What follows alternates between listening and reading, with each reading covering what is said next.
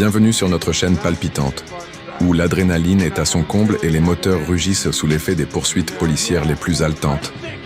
Ici, nous vous plongeons au cœur de l'action, avec des scénarios éblouissants de course-poursuite, de stratégies audacieuses et de moments de tension qui vous tiendront en haleine. Chaque vidéo est une invitation à ressentir le frisson de la poursuite, alors que nous décryptons des événements incroyables, filmés en direct et des histoires fascinantes du monde réel. Avant de commencer, n'oubliez pas de vous abonner et d'activer la cloche de notification pour ne rien manquer de nos intrigues palpitantes. Soyez toujours le premier à découvrir nos nouvelles vidéos, car chaque seconde compte dans le monde effréné des poursuites policières. Attention, lecteurs. Préparez-vous à plonger dans une histoire palpitante pleine de sensations fortes et de surprises. Restez avec nous jusqu'à la fin, car nous dévoilerons un secret fascinant sur le légendaire mode fantôme qui a permis à Quiet de s'échapper une fois de plus. Et n'oubliez pas de vous abonner et d'activer la cloche de notification pour ne pas rater nos prochaines publications. Les lumières scintillantes de Los Angeles brillaient comme des étoiles sur le bitume noir lorsque Quiet prit le volant de sa Corvette C7. Cette machine d'une beauté époustouflante était à elle seule une œuvre d'art, fusion de puissance, de luxe et de technologie de pointe. Chaque détail avait été soigneusement conçu, de la carrosserie aérodynamique au réglage du moteur. Quiet savait qu'il avait entre les mains un véritable bijou, capable de lui faire vivre des sensations que peu pouvaient imaginer.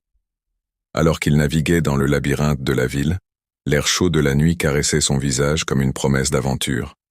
Le vrombissement du moteur résonnait dans l'habitacle, une mélodie d'adrénaline et de possibilités infinies. Quiet, ce maître de la course-poursuite, avait un seul objectif en tête: atteindre la liberté sans se faire capturer. Cependant, ce soir-là, l'aventure prenait un tournant inattendu. À l'horizon, les sirènes de la police retentissaient, résonnant dans l'air chaud de juin. Quiet jeta un coup d'œil dans ses rétroviseurs, apercevant une voiture de police qui le talonnait de près. Les lumières clignotantes dansaient derrière lui comme des lucioles fatiguées, et son cœur commença à battre plus vite.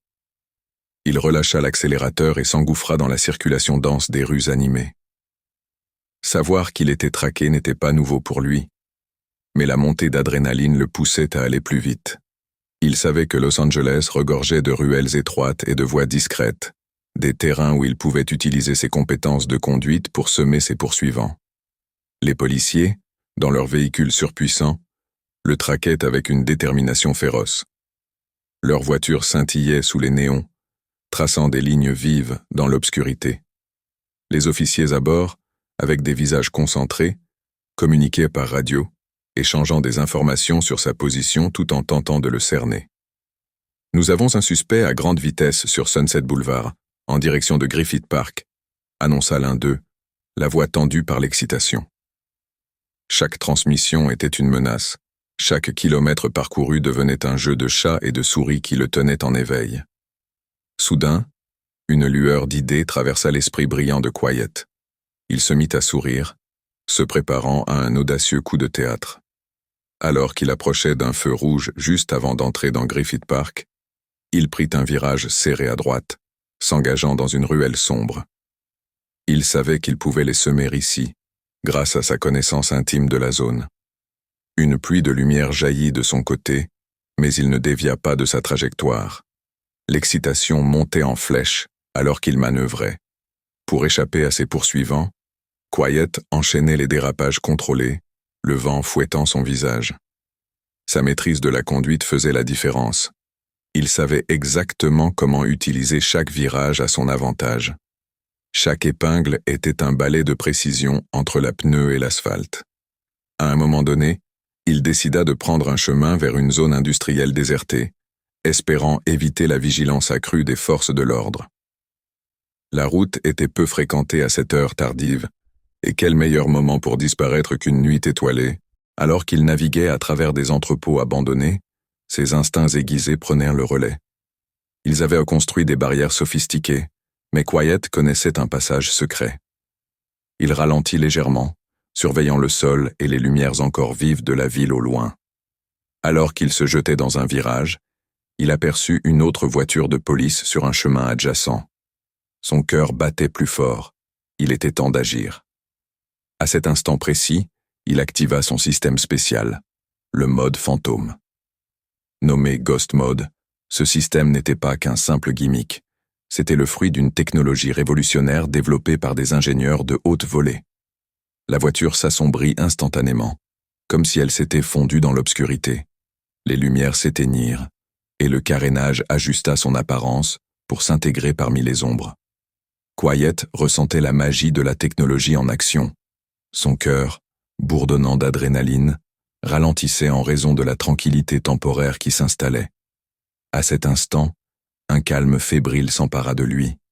Il roula lentement sur la route, indiscernable et invisible pour les forces de l'ordre qui survolaient en la zone.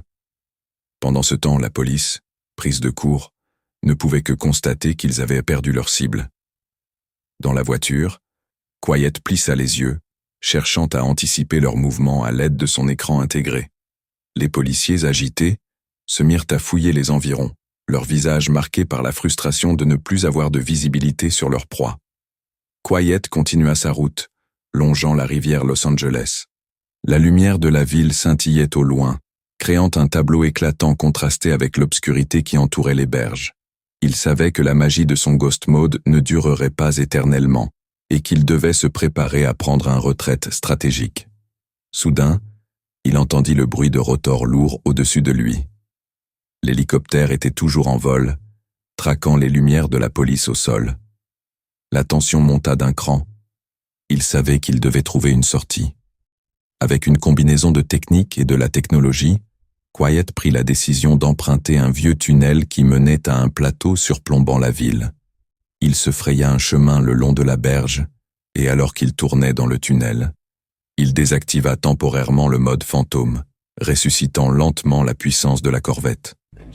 À l'intérieur, les différents écrans affichaient des données, des calculs d'angle et de vitesse en rapport avec sa proximité avec l'hélicoptère.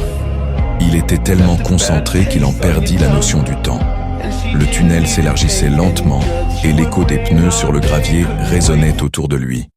La lumière de l'hélicoptère continuait à balayer la surface de la route, mais Quiet savait qu'il était en sécurité à l'abri des regards, grâce à l'architecture de cet ancien passage. À l'intérieur, il plaça les mains fermement sur le volant, sa respiration calme mais rapide alors qu'il se concentrait sur les choix à venir.